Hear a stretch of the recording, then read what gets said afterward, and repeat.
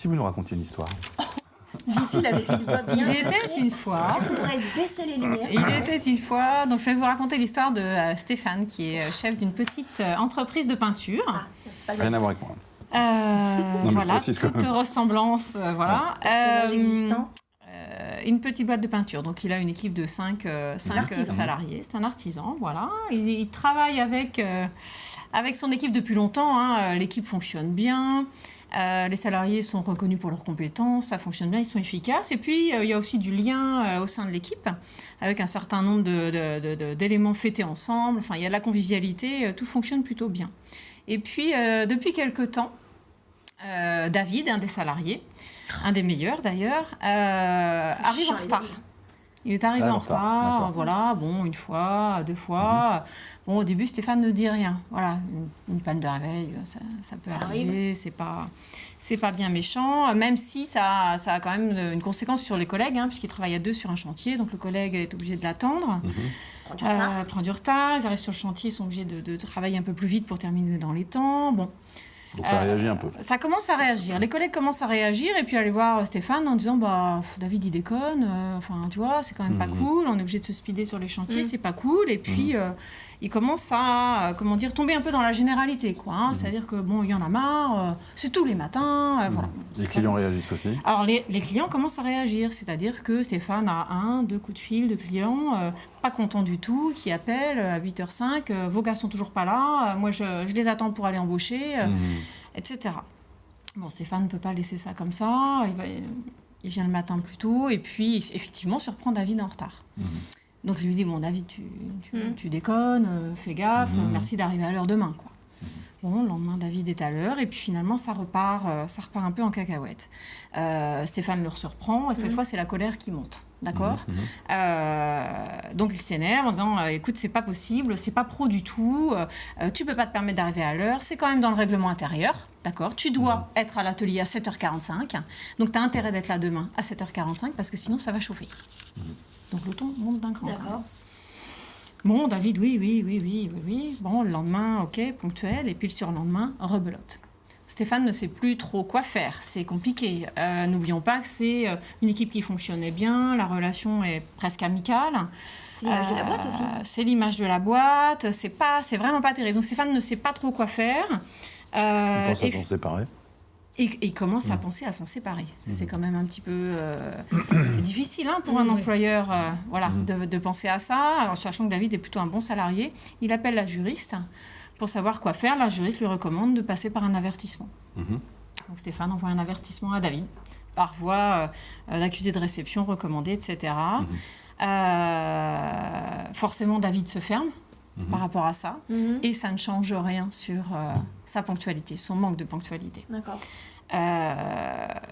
Donc Stéphane a mis le doigt dans un engrenage et finalement la procédure disciplinaire se met en place avec effectivement un risque d'arriver jusqu'à la rupture du contrat de travail, avec une ambiance qui est délétère pour tout le monde. Tout le monde est mal, Stéphane est mal, David est mal et l'ensemble de l'équipe, avec ce risque client que tu évoques, effectivement, c'est que les clients, ça commence à se savoir, quoi. C'est une entreprise pas très sérieuse, quoi. Et tout ça parce qu'on en a un, effectivement, qui a un comportement qui a évolué et qui va pas bien, quoi. Mais s'il change de comportement, c'est qu'il y a une bonne raison. Alors l'idée, c'est ça. C'est qu'effectivement, s'il y a un changement de comportement, je ne dis pas quand un salarié d'emblée arrive en retard et a du mal avec la ponctualité. Okay, là, David, ça faisait des années. Ça faisait des années qu'il travaillait dans l'entreprise, ça fonctionnait bien. S'il change de comportement, c'est qu'effectivement, il a une bonne raison. Il y a un souci. Et alors, bien sûr, c'est important de rappeler la règle, de dire, voilà, à 7h45, tu dois embaucher. Sauf que David, ça fait 10 ans qu'il est dans la boîte, il la connaît, la règle. C'est extrêmement humiliant pour lui d'avoir son patron qui, effectivement, lui rappelle cette fameuse règle. Je ne dis pas qu'il ne faut pas la rappeler, d'accord, mais ça n'est pas suffisant. D'accord. Et nous saurons tout à l'heure ce qu'il faut là, faire. mais je suis comme ça. Sandra, la suite de l'histoire. La Donc suite un de salarié qui change de comportement. Un qui arrive en salarié, retard. le salarié de Stéphane, donc David, Qui n'est pas moi. qui n'est pas vous, donc, et David qui arrive en retard régulièrement, et donc Stéphane qui a essayé de gérer comme il a pu, et il en arrive finalement à une procédure disciplinaire au risque d'aller jusqu'au licenciement. Vous conseillez quoi à David alors, d'abord? Je conseille d'abord, alors à David, Ah oui, à quel Stéphane, conseil Stéphane peut-être d'abord. Les deux, deux, en fait. vous me dites. Ouais, c'est comme vous voulez. À Raymond aussi. Je conseille donc à Stéphane de recevoir David en entretien. Ouais. C'est-à-dire que quand on observe comme ça un changement de comportement, très souvent on imagine des choses. Ah bah peut-être qu'il a ceci, des problèmes perso, peut-être qu'il a une baisse de motivation, peut-être que, plutôt que de penser à la place de, je vais... Qu'on soit sûr de ce qui se passe. C'est ça.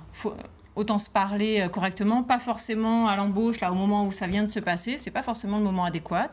Moi, je vous conseille de recevoir de façon, on va dire, un peu plus formelle, le salarié qui adopte un comportement, là je parle de ponctualité, ça peut être autre chose, hein, ça peut être quelqu'un qui devient plus lent, par exemple, sur son poste de travail, de le recevoir en entretien. Non pas pour lui remonter les bretelles, mais pour essayer de comprendre ce qui se passe.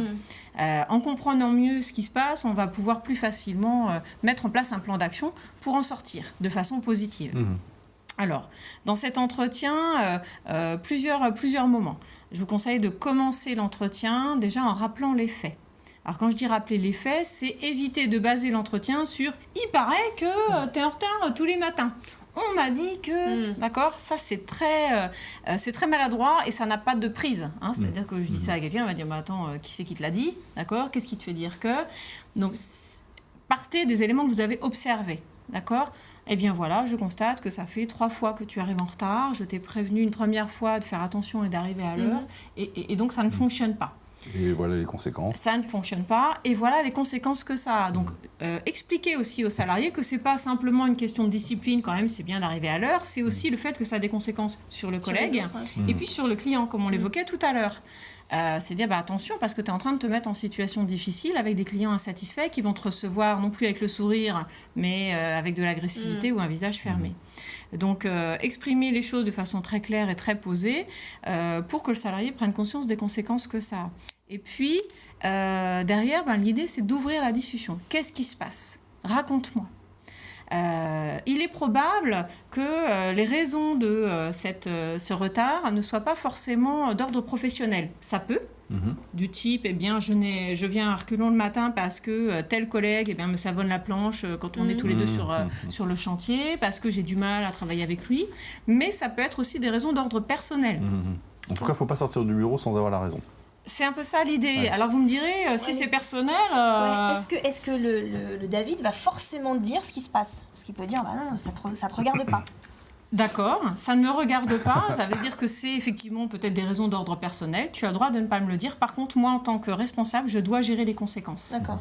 Donc peut-être que je peux t'aider pour gérer ces conséquences. Alors, je ne vous demande pas de faire l'assistant social ou le médecin ou je ne sais quoi, mais d'avoir l'information peut nous permettre, par exemple, d'orienter vers des personnes adéquates. Et de rechercher les solutions ensemble. Et de rechercher les solutions ensemble. Une fois qu'on a le motif, c'est plus facile de rechercher les solutions ensemble. Et on ne quitte pas le bureau tant qu'on n'a pas décidé ensemble d'un plan d'action, qui peut être très, très variable en fonction de la situation. Et on peut voir comment ça va se passer, se fixer un rendez-vous la semaine d'après. L'idée, c'est effectivement de dire, on teste cette solution-là, cet aménagement-là, et puis on refait le point dans 8 jours ou dans 2 semaines, pour constater que ça fonctionne bien, ou explorer d'autres solutions si ça ne fonctionne pas.